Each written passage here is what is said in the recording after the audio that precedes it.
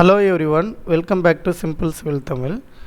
இந்த செஷனில் நம்ம moment carrying capacity of laterally unsupported beam பார்க்கலாம். ஓகேங்களா? ஸோ laterally unsupported beamக்கு ஃபார்முலாஸ் எல்லாம் எப்படி பண்ணணும், அதில் moment carrying எப்படி கண்டுபிடிக்கலான்னு பார்க்கலாம். இந்த கொஷின் பார்த்திங்கன்னா ஏப்ரல் மே 2021 ரெகுலேஷன் 2017 கேட்டிருக்காங்க. சிம்பிளாக கொஷின் கேட்டாங்க பாருங்கள். இந்த கால்குலேட் த moment carrying capacity, இல்லைனா இதுக்கு பதிலாக எப்படி கேட்கலான்னா பெண்டிங் ஸ்ட்ரென்த்துன்னு கூட கேட்கலாம். பெண்டிங் ஸ்ட்ரென்த்துன்னு கூட நம்ம கேட்கலாம். So moment carrying capacity of laterally unrestrained ISMB 400. ரைட்டா, நான் இதில் சொல்ல மறந்துட்டேன். நம்ம இந்த யூனிட்டை பேஸ் பண்ணுற வரைக்கும் ஃப்ளெக்சுரல் மெம்பர் யூனிட் பொறுத்த வரைக்கும் மீடியம் பீம் இல்லைனா லைட் பீம் இதை மட்டும் யூஸ் பண்ணுங்கள். ஹெவி பீம் போக வேண்டாம். ஓகேங்களா? சரி, right. ISMB 400 member of length 3 metre. இப்போ இந்த லென்த்து எஃபெக்டிவ் லென்த்தை எடுத்துக்கிறதுக்கு எந்த கண்டிஷனுமே கொடுக்கல. அதனால் நம்ம கொடுத்துருக்க லென்த்தையே நம்ம எஃபெக்டிவ் லென்த்தாக KLோட வேல்யூவாக கூட எடுத்துக்கலாம். ஓகேங்களா? சரி, இப்போ ஃபஸ்ட்டு கிவன் டேட்டா எடுத்து எழுதிக்கிறேன். லேட்ரலி அன்ரெஸ்ட்ரெயின்ட்னாலும் அன்சப்போர்ட்டட்னாலும் ஒன்று தான். லேட்ரலி அன்சப்போர்ட்டட் பீம்னாலும் ஒன்று தான்.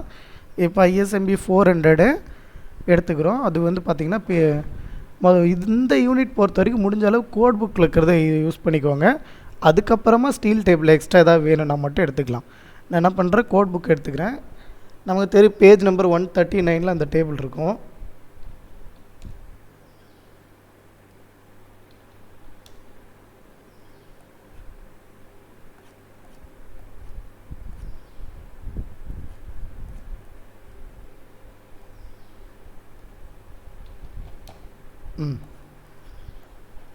பேஜ் நம்பர் 139 வந்துட்டோம். இதுக்கு முன்னாடியுமே இருக்குது. ஸோ ரொட்டேட் பண்ணிக்கிறேன். நமக்கு கொடுத்துருக்கிறது ISMB 400. அது எங்கே இருக்குன்னு பார்க்கலாம்.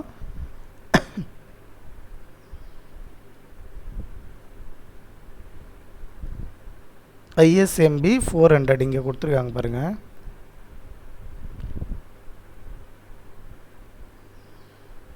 எங்கடா இப்போ தான் பார்த்தேன். ISMB 400 கொடுத்துருக்காங்க. இப்போ இதுக்கான வேல்யூஸ் எல்லாம் இங்கே பார்க்கலாம். ரைட்டாக, நான் கன்ஃபியூஸ் ஆகக்கூடாதுன்னு நோட் பண்ணி வச்சுக்கிறேன். இப்போ நீங்கள் யூனிவர்சிட்டி எக்ஸாம்ஸில் என்ன பண்ணுங்கன்னா, எதுவும் நீங்கள் ரைட் பண்ண முடியாது. ஸோ ஸ்கேல் வச்சு இது பார்த்துக்கோங்க, ஸ்ட்ரைட்டாக கன்ஃபியூஸ் ஆகாமல் இருக்கிறதுக்கு. அப்போது ஈஸியாக இருக்கும் நமக்கு. ஸோ ஃபஸ்ட்டு டெசிக்னேஷன்ஸு நமக்கு தெரிஞ்சிச்சு ISMB. இந்த இதெல்லாம் லைனாக எடுத்து எழுதிக்கோங்க. இங்கே sectional area, depth of section, width of flange, இது திக்னஸ் ஆஃப் ஃப்ளாஞ்செலாம் இங்கே இருக்கிறத லைனாக எடுத்து எழுதிடுங்க. அப்படியே எழுதிட்டு அதோட யூனிட்டும் இப்போ முடிஞ்ச அளவு அப்போயே எழுதி வச்சிட்டிங்கன்னா ஈஸியாக இருக்கும். சரி, ரைட். இப்போ அதெல்லாம் எடுத்து எழுதிட்டு அதுக்கு கீழே நேராக இருக்க வேல்யூ எடுத்துக்கிறேன். ஃபஸ்ட்டு ஏரியா பாருங்கள், 78.40. ஸோ 78.40 சென்டிமீட்டர் ஸ்கொயரு, அதை mm² மாற்றிக்கிறேன். நெக்ஸ்ட்டு இதெல்லாம் எம்எம்மில் தான். 400 breadth of flange, thickness of flange, thickness of web, அதெல்லாம் கரெக்டாக தான் கொடுத்துருக்காங்க. ஸோ இதெல்லாம் நான் என்ன பண்ணிக்கிறேன், எடுத்து எழுதிக்கிறேன். ரைட்டா, இது வரைக்கும் முடிஞ்சது. நெக்ஸ்ட் ஒன் பார்த்திங்கன்னா radius of gyration.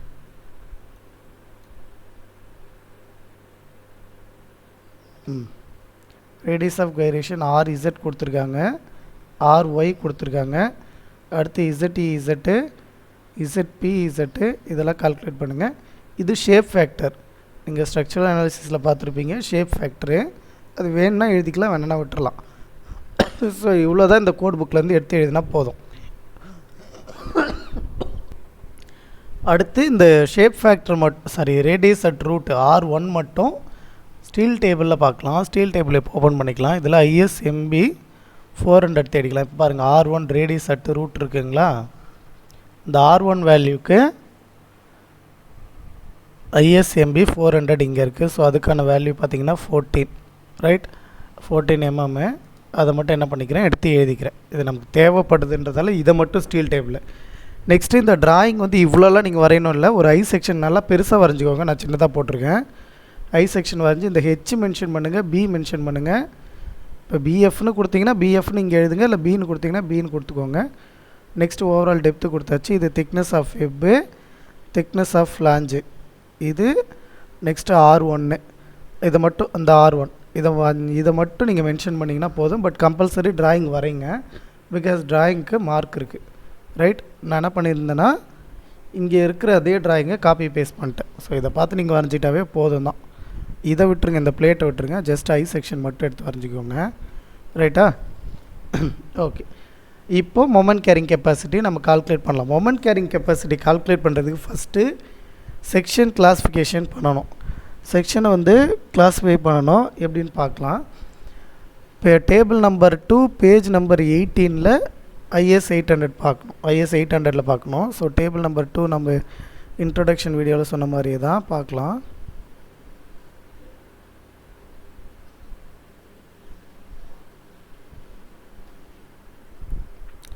Page number 18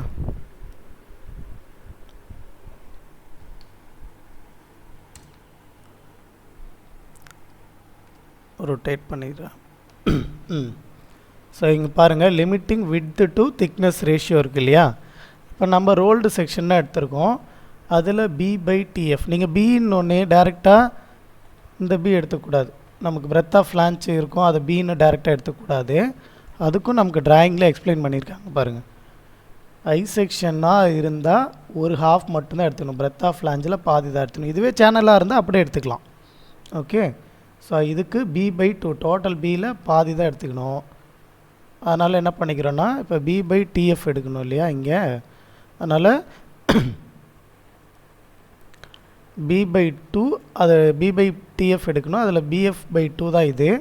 140 breadth of flange, அது பாதி, divided by thickness of flange 16. Solve பண்ணனா 4.375. இப்போ இந்த எப்சிலான்றது இருக்குது இல்லையா, இது வந்து நீங்கள் ஒரி பண்ணிக்கவே தேவையில்ல, ஜஸ்ட்டு நியூமரிக்கல் வேல்யூ மட்டும் கால்குலேட் பண்ணுங்கள். ஏன்னா இங்கே பாருங்கள், எப்சிலான்றது என்ன கொடுத்துருக்காங்கன்னா 250 டிவைடட் பை FY பவர் 1/2. அப்போது நம்ம 250 எழுதிக்கோம். FYயோட வேல்யூ 250 தெரியும். ஸோ கேன்சல் பண்ணால் 1 பவர் எனிதிங் 1 தான். ஸோ அதனால் இங்கே என்ன வேல்யூ வருதோ அதே 1 தான் இங்கேயும். இதை பற்றி ஒரி பண்ணிக்க தேவையில்ல, ஜஸ்ட் நியூமரிக்கல் வேல்யூவில் மட்டும் கான்சன்ட்ரேட் பண்ணால் போதும். அப்போது நமக்கு மினிமம் 9.4, அதை விட கம்மியாக தான் வந்திருக்கு. அப்போ 9.4 விட பாருங்கள், 9.4 விட கம்மியாக வந்திருந்ததால் இது என்ன செக்ஷன்? Plastic section. அதனால் இந்த கண்டிஷனுக்கு பிளாஸ்டிக்னு எடுத்துக்கிறோம். இஃப் இன்கேஸ் அடுத்து நியூட்ரல் ஆக்சிஸ் டெப்த் எடுக்கிறோம். அடுத்த condition web of an I, இந்த வெப் கண்டிஷனுக்கு neutral axis mid depth symmetrical I section தானே. So D/TW.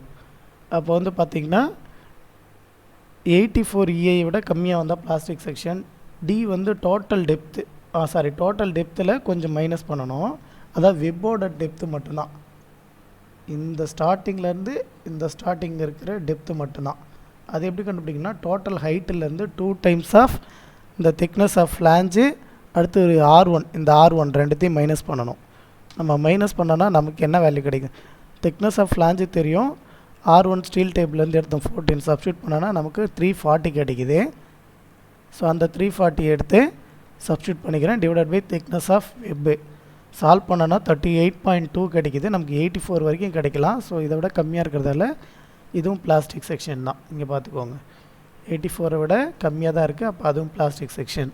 ஸோ ரெண்டுமே கம்பேர் பண்ணும்போது நமக்கு என்ன தான் கிடைக்குதுன்னா plastic. So hence given section is plastic section. So moment carrying கெப்பாசிட்டியில் ஃபஸ்ட்டு நம்ம செக்ஷன் கிளாஸிஃபிகேஷன் தான் பண்ணிட்டோம். Next extreme fibre bending compressive strength. இந்த வேர்டு எழுத தெரியலனா உங்களுக்கு வெறும் FCRBன்னு கூட எழுதிக்கோங்க. Page number 57.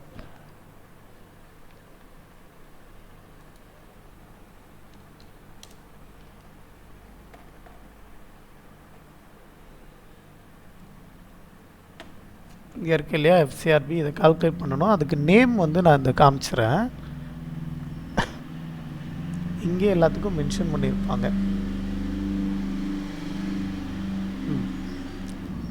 FCRBனா பாருங்கள், extreme fibre bending compressive stress. If in case அந்த நேம் உங்களுக்கு மெமரைஸ் ஆகலைன்னா இதை பார்த்து எழுதிட்டு அதுக்கப்புறம் போகலாம். ஸோ இப்போ டேபிள் வேல்யூக்கே போகலாம்.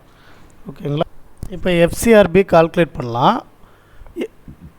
FCRB கால்குலேட் பண்ணுறதுக்கு பார்த்திங்கன்னா நமக்கு என்ன தேவைன்னா KL/R தேவை, அதாவது ஸ்லெண்டர்னஸ் ரேஷியோ. அடுத்து h/tf இந்த ரெண்டு வேல்யூவும் தேவை. நான் என்ன பண்ணிக்கிறேன், கால்குலேட் பண்ணுறேன். KL/R KL/R கால்குலேட் பண்ணுறோம். எல் தான் ஸ்கேல்லாம் எடுத்துக்க சொல்லிட்டோம் இல்லையா, 3 மீட்ரு. அதை என்ன பண்ணிக்கிறேன்னாக்க ஃபுல்லாகவே யூஸ் பண்ணிக்கிறோம். நெக்ஸ்ட்டு ஆரோட வேல்யூ 28.4.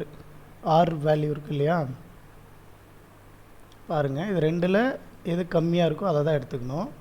அதனால் கம்மியாக இருக்க வேல்யூ எடுத்துக்கிறேன். சால்வ் பண்ணனா நமக்கு 105.63 கிடைக்குது.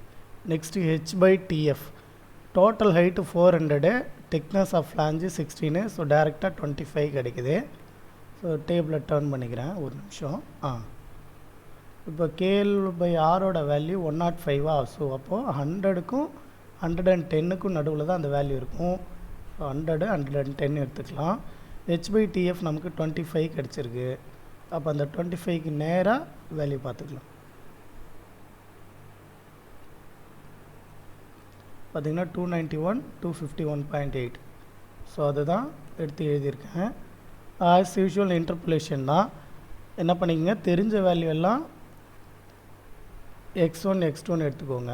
தெரிஞ்ச வேல்யூலாம் x1 x2, தெரியாத வேல்யூ தான் இப்போ கண்டுபிடிக்க போகிறோம் இல்லையா, இதுக்கு தான் கண்டுபிடிக்கணும். அது xன்னு எடுத்துக்கோங்க. இப்போ இதுக்கு நேராக இருக்க வேல்யூ y1, இது y2, இது ஒய்க்கு பதிலாக FCRBன்னு நேம் கொடுத்துக்கலாம். ஏன்னா FCRB தான் கண்டுபிடிக்க போகிறோம், அதனால் ஒய்ன்னு நேம் கொடுத்துக்கிறேன். ஃபார்ம்லாம் நம்ம ஸ்கூல் டேஸ்லேயே படிச்சிருப்போம். x minus x1/x2 minus x1 equal to y minus y1/y2 minus y1. அப்போ எக்ஸோட வேல்யூ நமக்கு தெரியும், சப்ஸ்டியூட் பண்ணிக்கலாம். x1ஓட வேல்யூ இங்கேருந்து சப்ஸ்டியூட் பண்ணிக்கலாம். அடுத்து x2ஓட வேல்யூ, அடுத்து x1ஓட வேல்யூ. அதே மாதிரி ஒய்க்கு பதிலாக FCRBன்னு வச்சுக்கலாம். y1க்கு பதிலாக இது, நெக்ஸ்ட் y2 y1. இது எல்லா வேல்யூ என்ன பண்ணிக்கிறோன்னா எடுத்து ஜஸ்ட்டு சப்ஸ்டியூட் பண்ணிக்கிறோம். ரைட்டா, சப்ஸ்டியூட் பண்ணிவிட்டு கால்குலேட் பண்ணலாம். கால்குலேட் பண்ணுறதுக்கு கால்குலேட்டர் ஓப்பன் பண்ணிக்கலாம்.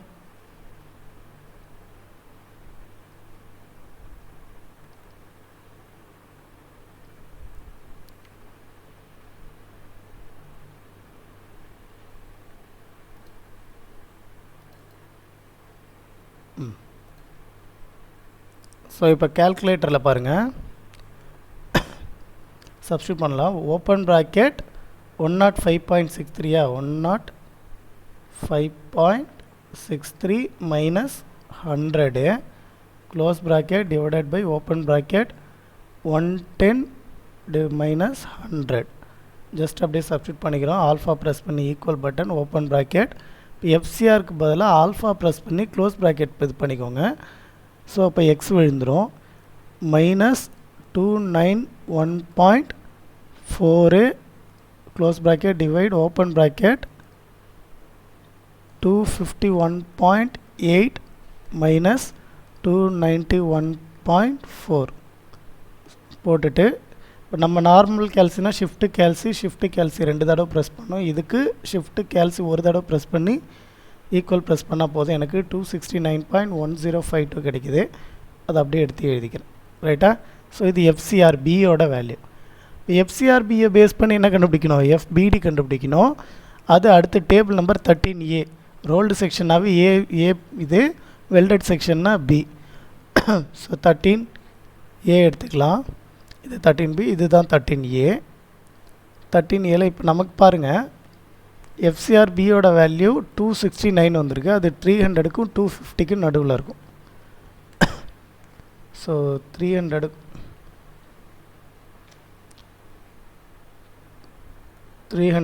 250க்கும் நடுவில் இருக்கும். FYயோட வேல்யூ இது. FY நம்ம எப்பயும் 250 தான் எடுத்துக்குவோம், அதனால் இது எடுத்துக்கலாம். வேல்யூ பார்க்கும்போது 163 152 இந்த ரெண்டு வேல்யூ தான். அதை எப்படி எடுத்து எழுதிக்கிறேன். எடுத்து எழுதிட்டு சேம் இதுக்கு முன்னாடி எப்படி இன்டர்போலேட் பண்ணுமோ அதே மாதிரி இன்டர்போலேட் பண்ணுறோம்.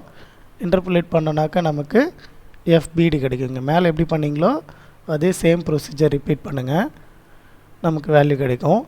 இப்போது மொமெண்ட் கேரிங் கெப்பாசிட்டி கால்குலேட் பண்ணலாம். மொமெண்ட் கேரிங் கெப்பாசிட்டிக்கு ஃபார்முலா பாருங்கள். பேஜ் நம்பர் 54 IS 800 இருக்குது. IS 800 பேஜ் நம்பர் 54 பாருங்கள்.